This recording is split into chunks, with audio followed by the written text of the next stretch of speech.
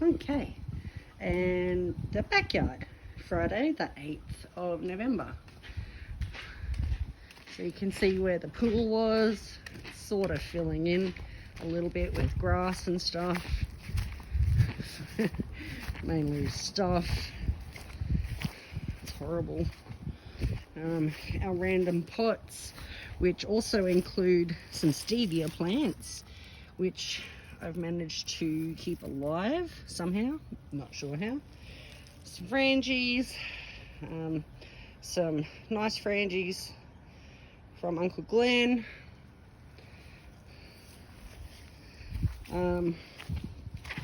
You'll remember I had sweet potato in this bed. It's now growing in the ground beside the bed. What's in here now is some Jerusalem artichokes and the leftover flowers that are planted for Mum, and sweet potato. This bed had a whole bunch of tomatoes in it. Turns out there was some root nematodes and mealybugs in the soil, so they were impeding the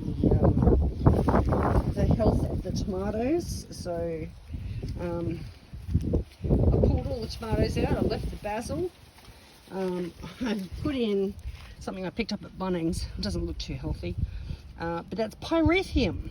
So I'm looking forward to that growing and being able to make pyrethrum oil from that to kill any other bugs. I also had some ball waddy beans growing on this trellis. They shit themselves, so I've replaced them with some nasturtium just to, create a green manure. In here, some random tomatoes that were left over that I thought might grow up the trellis, but they're not. I haven't trained them. Some zucchinis. This zucchini is the first one I planted.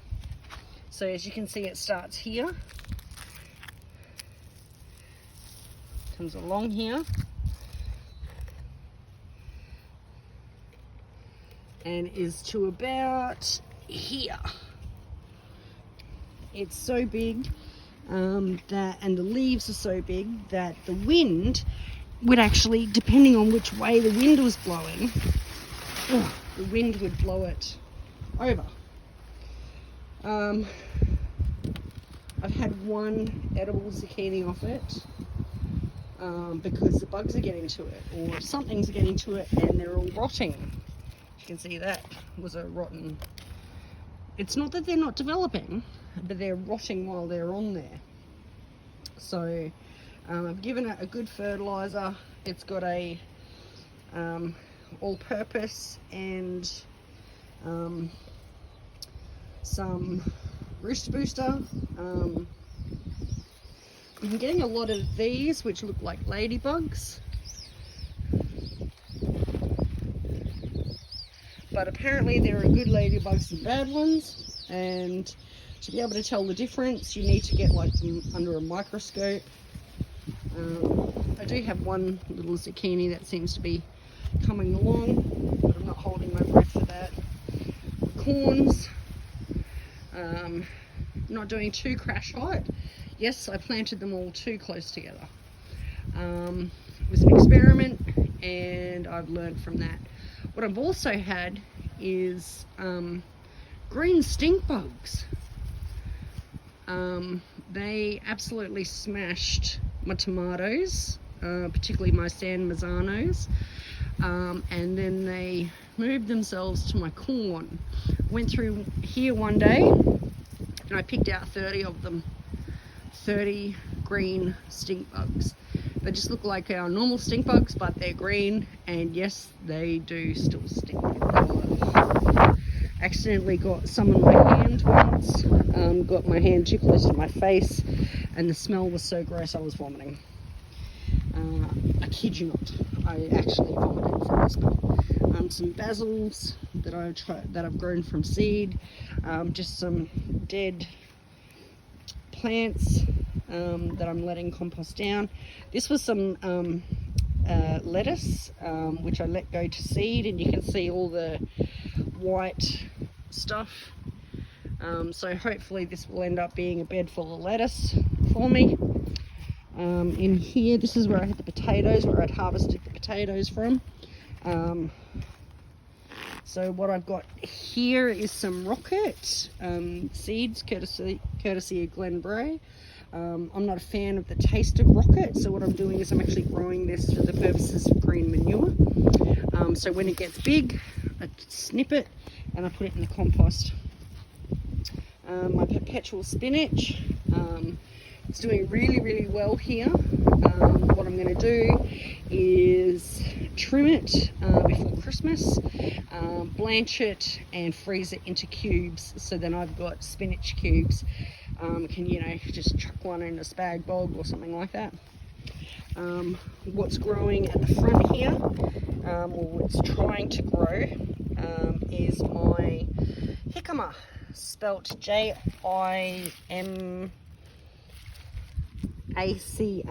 It's a Mexican yam, which is also a potato substitute, which grows well in the tropics.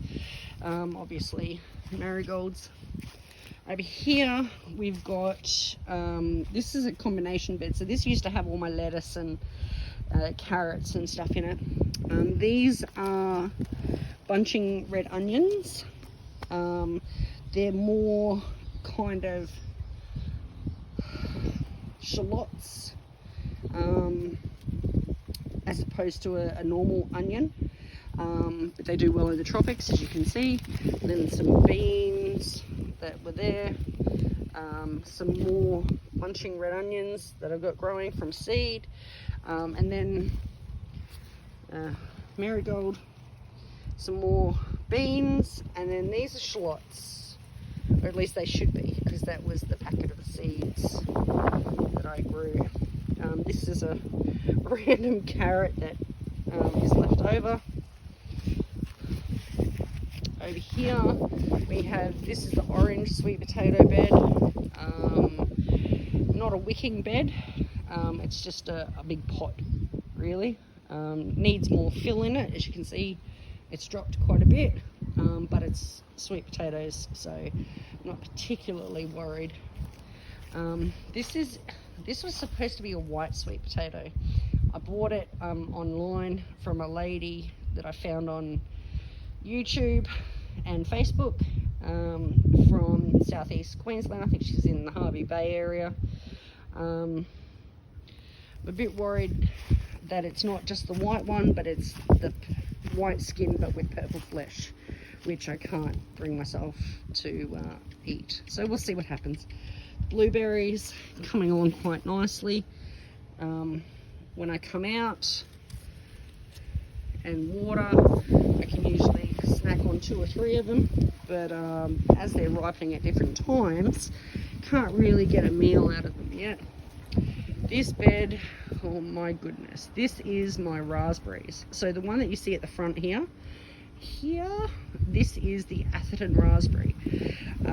It has gone bonkers. I had it in a pot in front of a bed over there, and it went into the ground, and was threatening to become quite a pest.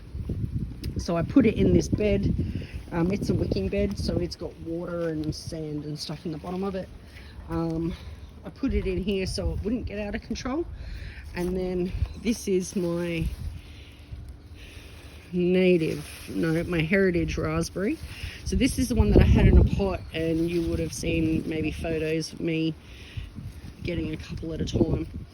It's loving this space. So the next step is to build sort of trellising for it to climb up, because the canes get very long. Taro, absolutely smashed. Got absolutely smashed by the caterpillars. I care to the summer zero. We'll see what they do. A lot of the big stuff that you see is actually purple taro, which I didn't realise when I bought it. I'm not sure why I'm trying to keep it alive, because I didn't like the idea of purple taro anyway. So, asparagus bed, doing great. Still a bit immature to be getting a lot of asparagus out of it for eating. Get maybe 2 or 3 during the cooler season. Not really enough for even a side dish really, but was fun. Another couple of years and we'll be smashing it. All the pots from here, they're all gone. I planted them out in the front yard. Yeah, all of them went out into the front yard. And then there's my trellis beds. Very proud of these, particularly when there's not one bit of cement used. So I've got some Egyptian spinach that volunteered from over here, so I moved it. There's been significant drop in the bed, as you can see. I topped up this side and am using this pot as the barrier. So this is garlic chives and this is sage. Grew the garlic chives from seed. Sage was from some punnets that I bought. This here, this is just for literally for its and giggles. This is soybean. Soybeans grow in the tropics for 2 months of the year. I just wanted to try it. If nothing else, it'll be great green manure, I'm hoping. My eggplants. So I've been trying to get these to grow for months and months and months. They finally came up successfully and I got some eggplants on them. So, and then in here I used to have perpetual spinach. Started to really struggle, I think because of the movement in the soil when it was compacting down. So I just composted it. And then we've got we'll look at these first. These are the loofah gourds. The loofah gourds, just in case you couldn't hear me because of the wind, because it's breezy.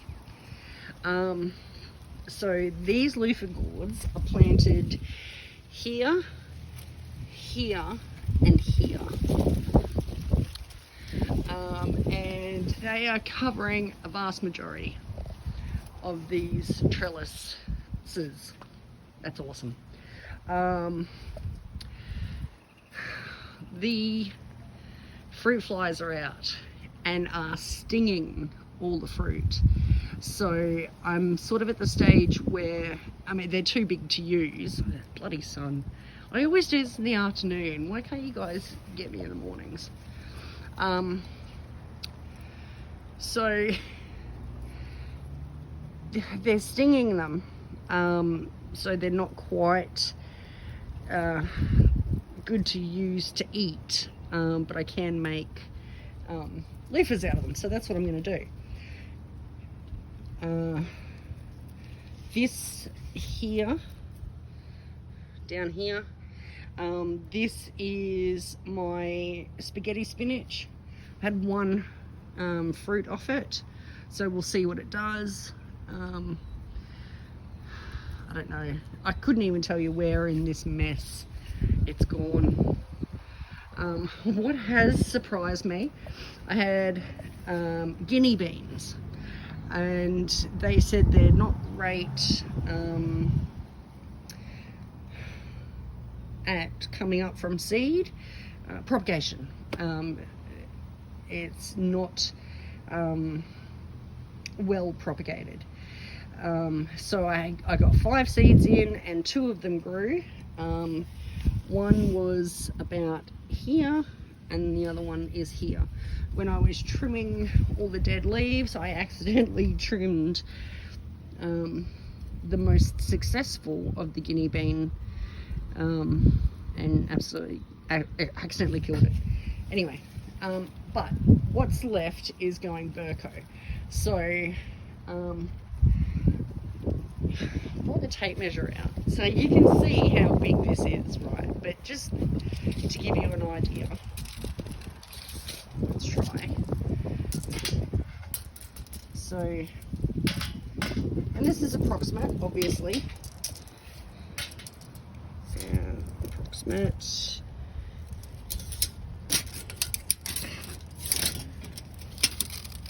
Okay. 110. That's 1.1 meters long. You can apparently use these like zucchini. Another one over here. I haven't measured this one, so just for sake of argument, so to speak.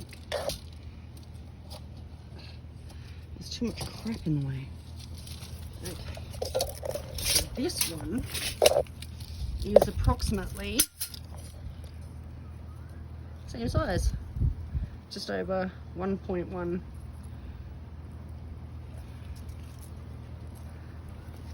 meters long. That is cool. It is seriously cool. So that's two really big ones, and then I've got all these little ones coming up in here. So when people talk about the Queensland fruit fly, they say the best way to protect them is exclusion. By sort of netting them or putting bags around the fruit. Now, that's over a meter long. I have no idea how to bag that, because I don't have any net bags that are a meter long. In here, so this is the guinea bean. These were, let's have a look, runner beans, scarlet runner beans. I had 3 pop up. All 3 have died, and this is a volunteer from a seed that came back, as is these. The plants just died. I can't seem to get bean plants to grow over a foot tall. It's driving me bonkers. My basil is doing okay, of course. These are some loofahs that I harvested because they're dried out or drying out.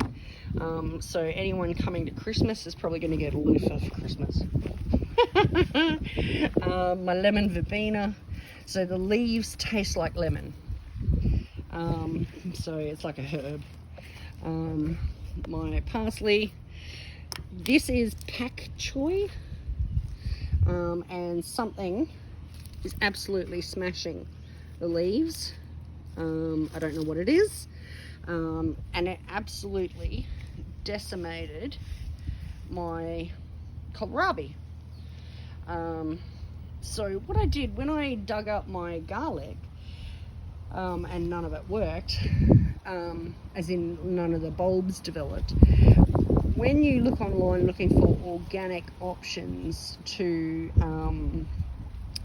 deter pests, garlic is a massive ingredient in your organic mixes. So what I did was when I dug up all my garlic from that bed over there, rather than just ditching it all, I laid the dead, or the garlics that I dug up, and I laid them out. Let's see this one here. So this is like what I grew after 6 months. So useless. So what I did was I laid them out in all these areas that are just getting smashed by stuff, to see if that would help deter all the pests. Seems to be working, but I don't know if this kohlrabi is gonna survive. There seems to be some coming up all right, but yeah, they just got hammered. So yeah. And then I cut out all the tomatoes because they were just getting smashed by the stupid green smelly bugs. And I just haven't got to cutting out all the vines yet, because the last time I went cutting out dead stuff, I cut live stuff. So yeah, that's the backyard. Cheers, guys.